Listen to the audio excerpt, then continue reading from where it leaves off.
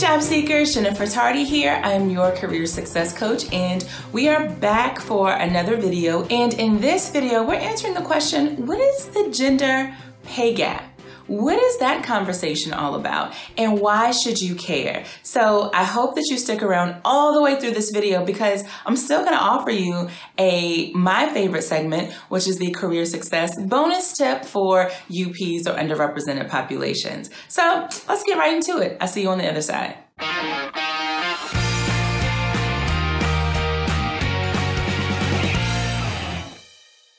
And so if you feel that your salary has been on pause for too long and you want to work with me to press play on your pay, then go ahead and take our new course. And that's the title for the course, Press Play on Your Pay, to really get your salary right. So all you have to do is go to jennifertardy.com/salary.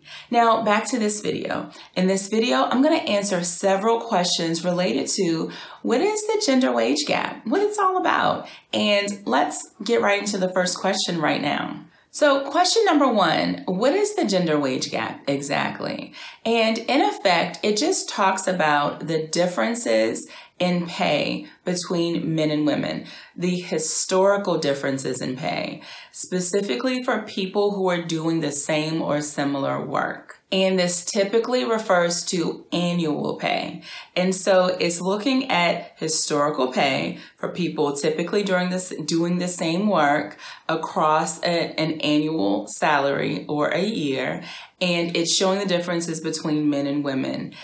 And theirs is a stark difference in pay. In general, women earn around 80 cents for every dollar that a man earns to do the same work. And this has been going on for so long. And although we've seen it narrowing this wage, this gap, it's still not closed enough, considering that we've had laws in effect since the 60s.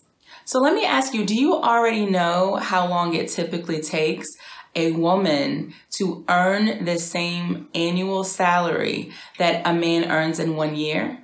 Let's talk about this for a second. And the information that I'm going to share with you, you may have heard me mention it in a previous video, but it was so alarming to me when I first heard it that I wanted to share it again in this video for those who may not have seen the other video. I took this information off of equalpaytoday.org. And so if you want more information around it, feel free to go to that website because I really like the way that they break everything down around this topic. So women in general, it takes them into April of the next year. So for us, April the 2nd is when we celebrated our equal pay day, which means that women in general earned what the typical white man earns in 1 year.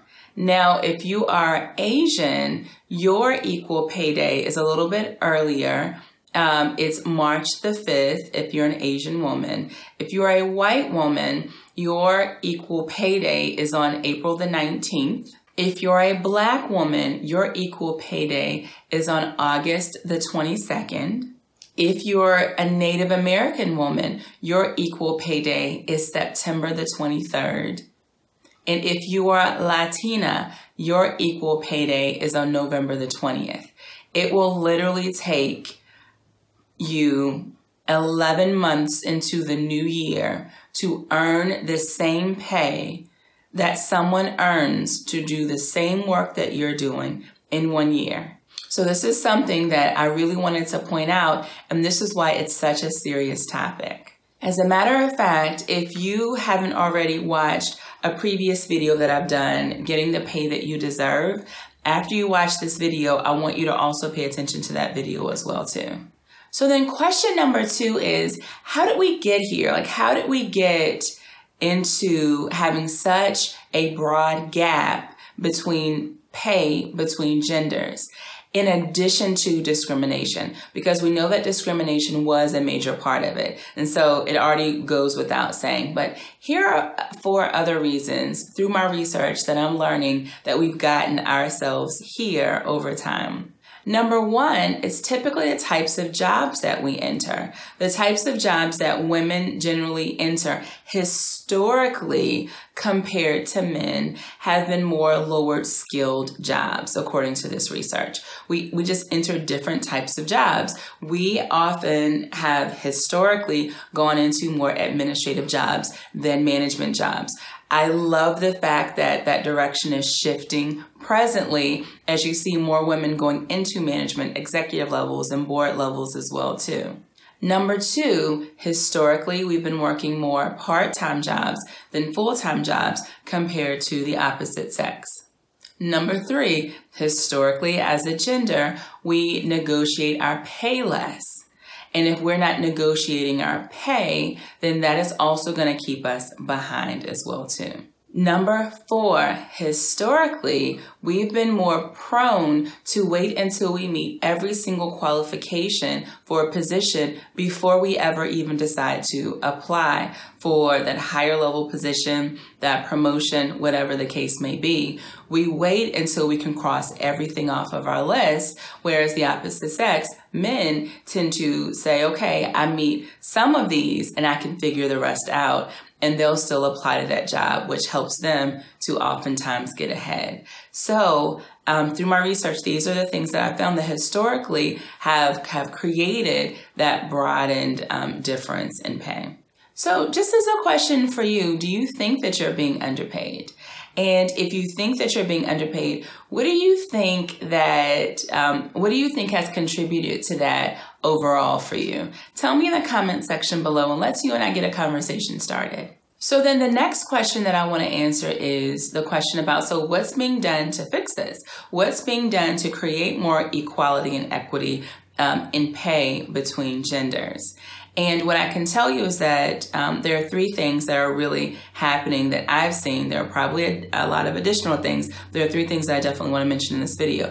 One, of course, is federal law. And so if you can recall the Equal Pay Act of 1963, which talks about pay disparities and closing that gap, and that it's illegal to pay people differently. You cannot pay a person less to do the same work. Now, there hasn't been a lot of movement through that federal law to try to narrow that gap. And so which takes me to the second thing that we see happening are state policies. And right now, the reason why you hear a lot of conversations happening in the media about gender wage gaps and it's because a lot of states are implementing policies that that corporations must follow or that workplaces must follow, such as the inability to ask one key question: what is your current salary? It's amazing how that one key question has perpetuated the fact that so many women are continually being left behind, because if you are already earning less or being underpaid to do work, and now the next employer is asking you what is your current salary, and you're telling them your current salary, it's just going to keep that in motion for you. And so lots of states and jurisdictions are saying it is now illegal for employers to ask that question, which is a great thing. And the third thing that's really helping to advance this, the narrowing of the gap in wage between genders, it's all of the causes and the communities and the organizations that are coming together to fight. And so you have organizations like the like AAUW, which is the American Association of University Women. And you have organizations like equalpaytoday.org that are really breaking down these disparities, talking about the data around it, talking about the impact of this. And these organizations are coming together and creating causes, and people are paying attention and they're moving the dial. And so I commend these organizations, plus others that are doing a lot of work around this too. Now, while we're having this conversation, do you know if you're being underpaid? And if you don't know that you're being underpaid, I want you to check out this other video, how to know if you're being underpaid. Check it out and do your research, because that's the best way to find out for sure. Now, in today's career success bonus tip for underrepresented populations, I want to talk to men. And so yes, we're talking about gender wage gap, but we're also still talking to underrepresented populations in general.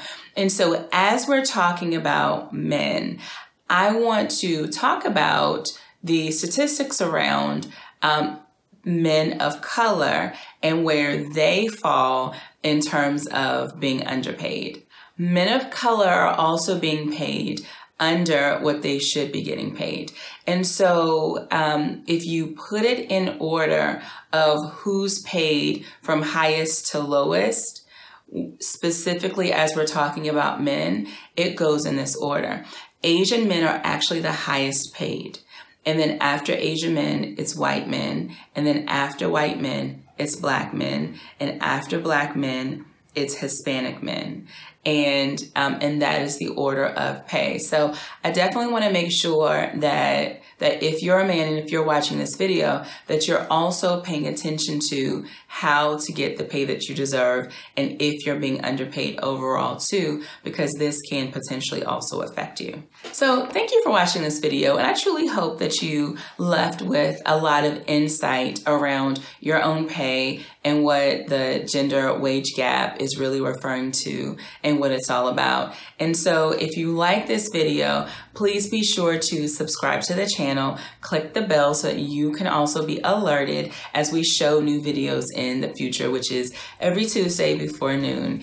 And also keep in mind too that in order for us to be underrepresented no more in the workplace, we must listen, engage, apply, repeat. Now, we must learn. I'm Jennifer Tardy. I am your career success coach. I'll see you in the next video.